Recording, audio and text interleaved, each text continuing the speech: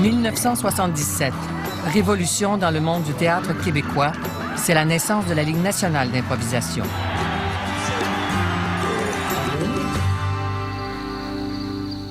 Ici Anne-Marie Dussault, bienvenue à Tout le monde en parlait. Au Québec, dans les années 70, le monde du théâtre vit lui aussi une révolution tranquille.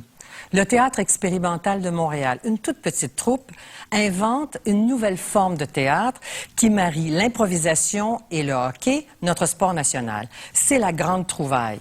La Ligue nationale d'improvisation est née et devient rapidement un tremplin pour nos meilleurs acteurs. L'idée fait même boule de neige, elle s'étend à toutes les écoles du Québec et même bien au-delà de nos frontières, sur tous les continents. Voici donc la fabuleuse histoire d'une grande aventure théâtrale.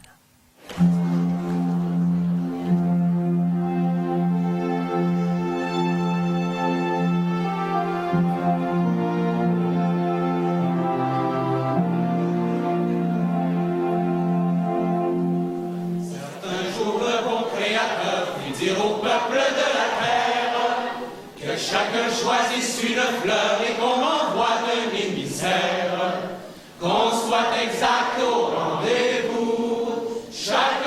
Ces soirs de match à la Ligue nationale d'improvisation. C'était il y a 30 ans. C'était du jamais vu, du jamais entendu. Lorraine Pintal était de la toute première représentation, en 1977.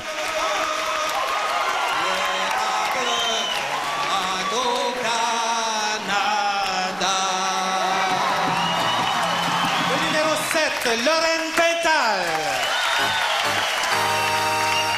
Ça a été une soirée extraordinaire. J'en parle, j'en ai encore la chair de poule, parce que c'est des moments qui se répètent pas. Hein. C'est rare qu'on vit des moments d'une telle euphorie. Le comédien Robert Gravel, aujourd'hui décédé, et Yvon Leduc imaginent le concept. Associer le hockey à l'improvisation. Depuis 10 ans, les créateurs cherchaient une formule pour attirer le public. Et le numéro 3 est capitaine de l'équipe, Claude Laroche. Si on se rapporte aux années 68, c'est la même année où Tremblay est arrivé au Rideau Vert avec les Belles-Sœurs. Charlebois et Deschamps sont arrivés au 4 sous avec le Stick Show. Et puis nous autres, on est arrivés avec nos spectacles où tout à coup, évidemment, intimement liés au fait de l'improvisation, on parlait une langue qui était la langue populaire du Québec. Un auteur comme Dubé, par exemple, écrivait pas la langue populaire. Il écrivait ce qu'on pouvait appeler la langue de Radio-Canada.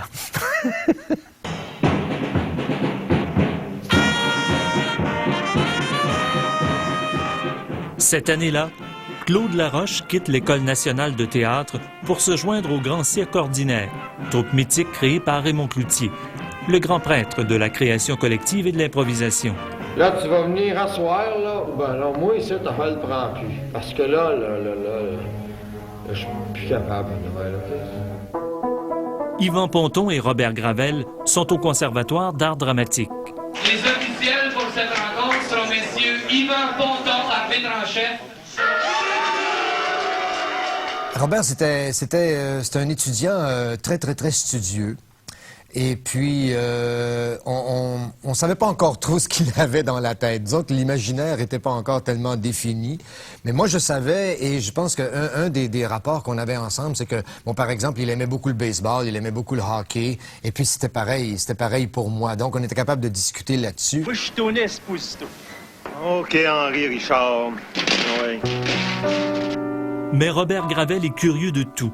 Et avec le temps, il se passionne pour les nouvelles formes de jeu. En 1974, il fonde avec d'autres le Théâtre expérimental de Montréal. Je m'appelle Morissette! Je m'appelle Morissette, tu t'en iras pas comme ça, tu vas me tuer! Celui qui associera hockey et théâtre est encore inconnu du grand public. Il est très apprécié des autres comédiens. Une personnalité complexe. C'était quelqu'un de très fragile, de souffrant. Robert physiquement avait de l'asthme, faisait de l'asthme, des allergies au froid. Je crois qu'il était très angoissé par la mort, par la maladie, c'est un solitaire, perdu dans la foule, hein, solitaire dans la foule, là, c'est vraiment Robert Gravel. Tout son côté fêtard, épicurien, tout ça, c'était, dans le fond, pour rassembler des gens, pour être avec les gens, dans une sorte de fête, mais qui était toujours la fête du travail, la fête de la création. Alors moi, je pense que c'est un gars d'une grande générosité, d'une grande intégrité. Gravel rêve d'un type de représentation théâtrale inspiré des jeux de société qu'il passionne.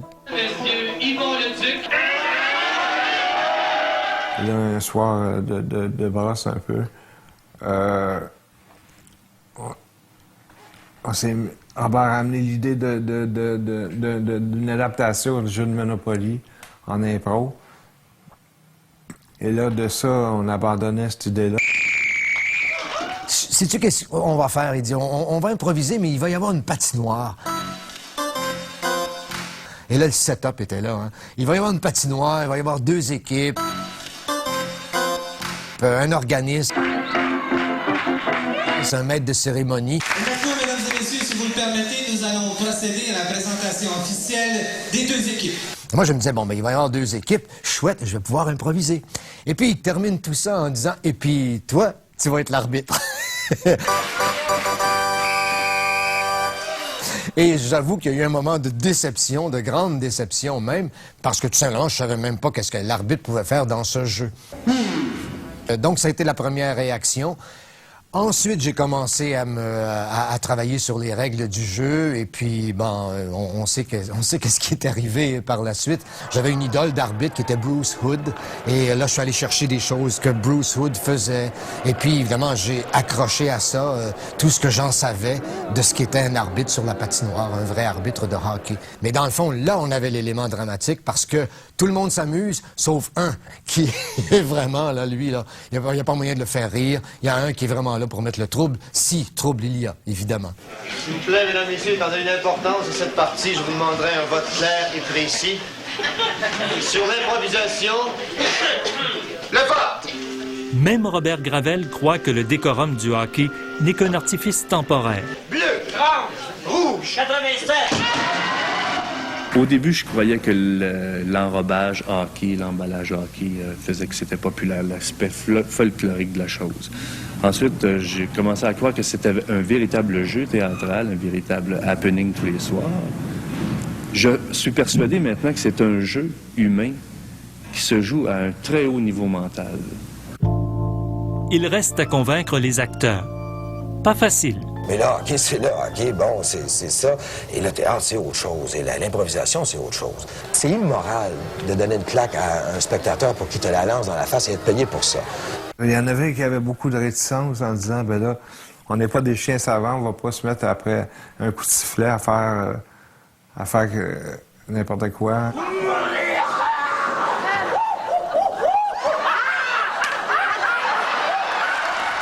Et puis là, on disait, oui, mais on fait une expérience de 4 soirs. On verra après là, si ça marche pas. Et la répétition générale est une catastrophe. C'était épouvantable, on se trompait, les gens étaient plats, pas beaucoup d'imagination, ça levait pas, des improvisations convenues, on pensait pas que les gens allaient rire aussi, alors... Personne ne voulait être drôle non plus. C'est après qu'on a compris que l'humour était un excellent passeport pour la LNI. Le 21 octobre 1977, il y a foule à la Maison de Beaujeu pour la première de la Ligue nationale d'improvisation. Il ne devait y avoir que 4 représentations. La LNI existe depuis plus de 30 ans. Le match de ce soir mettra aux prises l'équipe des Bleus et l'équipe des Rouges.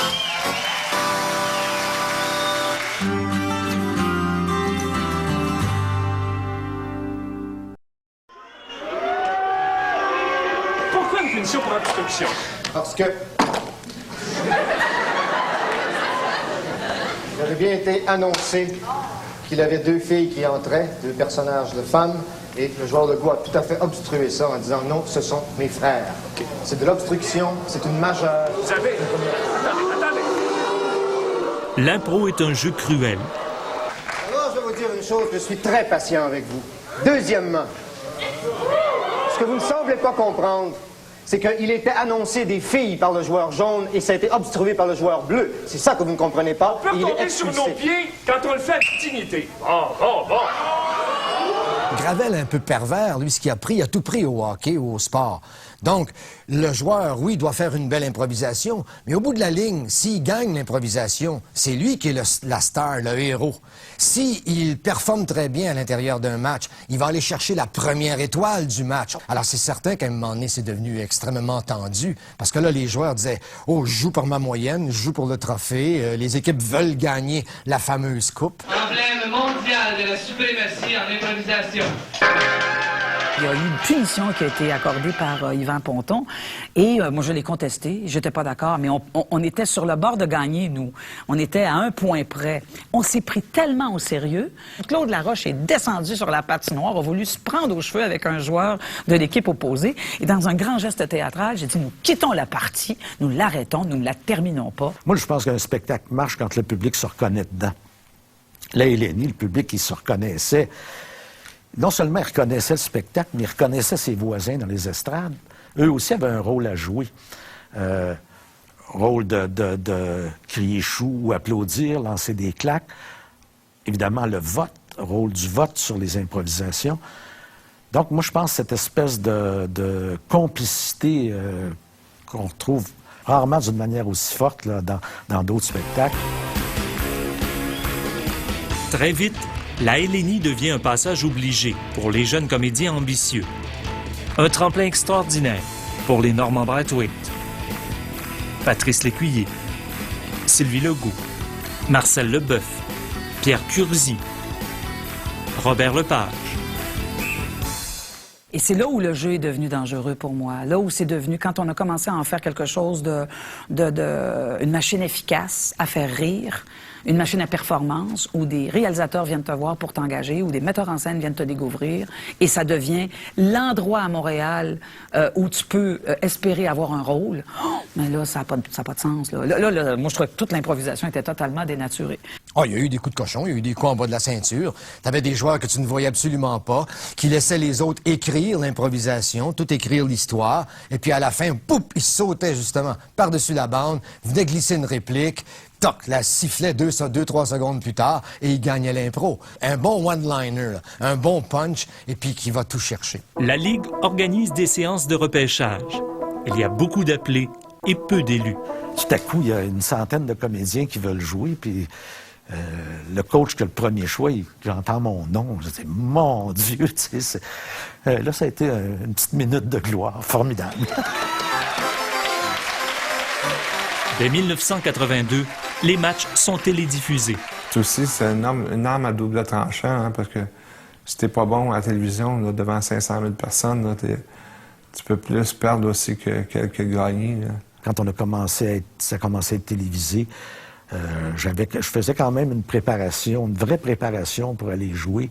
Et puis, une part de ma préparation, c'était de réfléchir à ce que j'avais envie de dire aux gens ce soir-là. Quelle joie pour moi d'être ici. Encore une fois, le succès de la Hélénie dépasse les attentes. Dès le premier match télévisé, Michel Rivard prononce de fortes paroles qui auront des conséquences inattendues. On l'avait invité à venir remettre un trophée. Il était venu, il avait dit les jeunes, lâchez la drogue et improvisez. Le lendemain, là, on avait reçu un paquet de téléphones d'école d'un peu partout au Québec, là, qui voulaient avoir les règles et puis savoir comment faire pour monter une ligue d'impro locale, là, dans leur école secondaire ou dans leur cégep. Et... On va jouer aux prisonniers! Oui, oui! Comme c'est fait! Oui, alors, le jeu, c'est qu'on a un petit tapis. Waouh! Qu'on met par terre. Je vais le tester. Des prisonniers! Oh non! Moi, je regarde les deux, là. C'est tellement l'essence du truc est là. Le pouvoir, l'imagination au pouvoir. Quand elle dit, bon, on va mettre un tapis par terre, pack, tu te couches sur le tapis. Quand tu te couches sur le tapis, t'es prisonnier. Ça retourne, en fait, là, ce que ça montre, c'est que l'improvisation retourne d'où elle vient. En allant chez les enfants, parce que c'est de là que ça vient. Les enfants, quand ils jouent, qu'est-ce qu'ils font? Ils improvisent. C'est Mickey Mouse. Hey, on va aller là. Ça s'est implanté dans les écoles et ça a été combien de fois j'ai des professeurs parce qu'on ça arrive qu'on y va justement, on nous demande d'aller dans les écoles et tout ça. Et combien de fois les professeurs disent, tu vois cet étudiant là et tu vois cette fille là complètement timide qui ne parle pas et depuis qu'elle a découvert l'improvisation, poc, il y a un épanouissement incroyable, elle sait qu'elle peut avoir sa place, tout ça. Donc oui, phénomène. Quand tout à coup l'improvisation est arrivée dans les écoles, il y a eu des vedettes, là. Des gens avaient 17 ans, 16 ans, 15 ans, et étaient les vedettes de leur école parce qu'ils avaient improvisé dans une structure qui ressemblait à la LNI et pensaient qu'ils pouvaient devenir un acteur de théâtre comme ça. Et ça, j'ai trouvé ça vraiment très dangereux. La LNI, plus qu'une forme d'expression théâtrale, est désormais un phénomène de société. Mais Robert Gravel a de plus grandes ambitions. Après la pause, le concept de la LNI se répand dans le monde.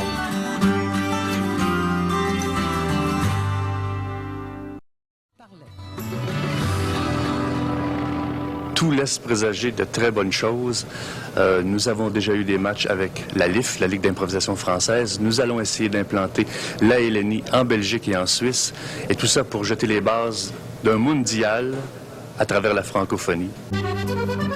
En 1981, Yvon Leduc organise la première tournée française de la LNI. J'avais dit à Robert, c'était vraiment notre objectif, un peu baveux, de vouloir aller montrer ça en France. Et sachant très bien qu'on atterrissait sur un territoire qui n'était pas tout à fait approprié pour nous nécessairement, puisque le théâtre en France, c'était plus le théâtre classique, et ça l'est encore, là. On a été accueillis avec d'abord énormément de surprises. Ils ont compris le jeu très, très vite parce que ça ressemble au foot, donc c'était deux équipes, puis il fallait marquer des buts. Par contre, après la stupéfaction, on a dit, mais voyons, ça se peut. Là, les Français, entre autres, ont dit, non, c'est pas possible. Tout est écrit d'avance, hein. Vous avez des lignes, et puis tout est écrit. Et bon, ben là, il a fallu quand même un peu les convaincre que c'était pas écrit. Ils l'ont compris quand on a commencé à les faire improviser. Il y a énormément d'acteurs en France, d'acteurs, d'actrices, et eux, tout à coup, on s'est rendu compte que pour eux, c'était une opportunité de travailler. La première tournée, on a joué entre nous, mais en arrivant à Paris, on a fait un atelier, puis on a invité des gens à jouer. On a joué un match où on a rencontré des troupes. À chaque période, un nouveau groupe de Français. Il y avait des excessifs, il y avait des fous, il y avait C'était magnifique. Il y en a qui sont sortis scandalisés. Mais finalement, il y a eu quand même pas mal d'acteurs français qui ont dit « oui, on va essayer ». Au début, chacun voulait comme faire son histoire dans son coin. Et puis là, on leur a dit non, sinon, pourquoi? Parce que l'intérêt serait de se rencontrer, donc adopter les mêmes règles, puis à un moment donné, on va pouvoir faire des matchs. Et là, on avait déjà lancé l'idée de faire une Coupe du Monde. Les Français créent la Ligue française d'improvisation. Les Suisses et les Belges suivent de peu. En 1985, Québec et Montréal accueillent la première Coupe du monde d'improvisation. Le match de ce soir est aux prises de Belgique, l'équipe des Noirs, et représentant le Canada, du Québec, l'équipe des Bleus.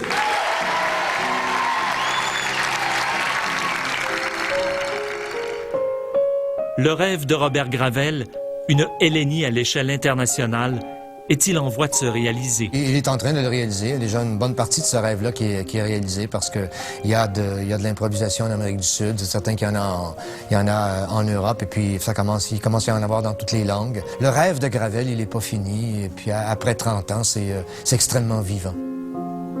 Le jeu de l'impro se joue aujourd'hui, en effet, sur tous les continents. Et chez nous, sur le plan artistique, la LNI a beaucoup influencé le jeu des acteurs. Un acteur qui improvise, c'est un acteur qui fait énormément de propositions. Il essaie toutes sortes de pistes, il propose, il s'amuse. Et ça, pour un metteur en scène, c'est très, très riche. Et pour une œuvre aussi, c'est très, très riche. Moi, je dirais que ça a fait des acteurs, des auteurs, sans écrire, là, mais des auteurs de leur propre personnage ou de leur propre interprétation. Robert Gravel meurt en 1996. Son œuvre lui a survécu, grâce à Yvon Leduc et à tous ceux qui croient que rien ne vaut l'impro pour s'exprimer en tant qu'acteur et créateur. C'est quand même le théâtre où j'ai le plus joué, la Hélénie. J'ai fait peut-être 1000 représentations de ce spectacle-là. Quand est-ce qu'on joue un spectacle 1000 fois? C'est un spectacle qui remet continuellement en question ta manière d'aborder le jeu. Ça te rappelle tout le temps les principes fondamentaux de ce que c'est que d'être un bon acteur au moment où tu joues sur scène. Mes plus beaux souvenirs restent les moments avec Gravel, dans le fond.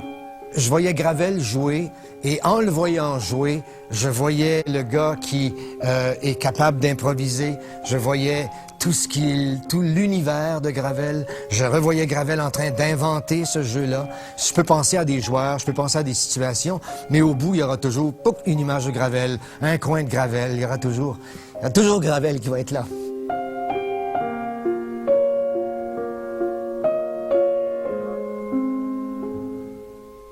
Que la Ligue nationale d'improvisation soit bien vivante après 30 ans tient presque du miracle. Elle souffre d'un manque chronique de subventions de nos gouvernements qui ne savent pas trop si l'improvisation relève vraiment du théâtre ou du spectacle de variété.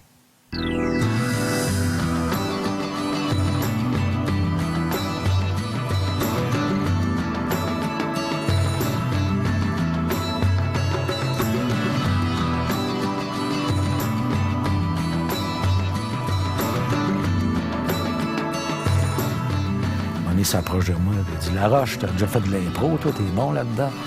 T'as-tu peur? Tu veux-tu t'essayer? » Avec son bel air baveux qu'il pouvait avoir à l'occasion.